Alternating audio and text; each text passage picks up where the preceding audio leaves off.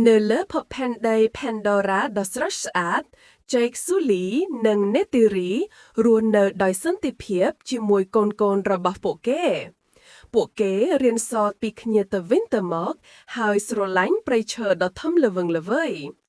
រាល់ថ្ងៃគឺជាដំណើរផ្សងព្រេងថ្មីមួយនៅក្រោមដើមឈើធំៗនិងភ្នួរអណ្ដែតថ្ងៃមួយខណៈពេលដែលពួកគេកំពុងស្វែងយល់ពីព្រៃឈើជ្រៅកូនបានរកឃើញរូងភ្នំសម្ងាត់មួយដែលមិនធ្លាប់ឃើញពីមុនមកពីខាងក្នុងមានពន្លឺពណ៌ស្វាយចែងចាំងJake និង Neytiri បានដឹងថាទីនេះជាកន្លែងពិសេសណាស់ពួកគេបានចូលទៅក្នុងរោងភ្នំដោយប្រុងប្រយ័ត្ននៅខាងក្នុងមានផ្កាគ្រីស្តាល់ពណ៌ស្វាយភ្លឺរាប់ពាន់ផ្កាកូនបានរៀនថាផ្កាទាំងនេះអាចព្យាបាលនិងធ្វើឲ្យកម្លាំង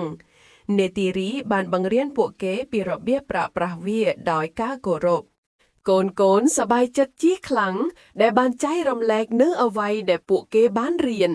ពួកគេបាននាំមិត្តភ័ក្តិរបស់ពួកគេមកមើលផ្កាគ្រីស្តាល់ហើយបានបង្ហាញពីរបៀបដែលវាអាចជួយអ្នកដទៃJake និង Neytiri មានមោទនភាពចំពោះកូនរបស់ពួកគេដែលបានក្លាយជាអ្នកថែរក្សាថ្មីសម្រាប់អំណោយដ៏អស្ចារ្យរបស់ Pandora ពីថ្ងៃនោះមកគ្រួសាររបស់ Jake Sully បានបន្តការពារភព Pandora និងចែករំលែកចំណេះដឹងរបស់ពួកគេ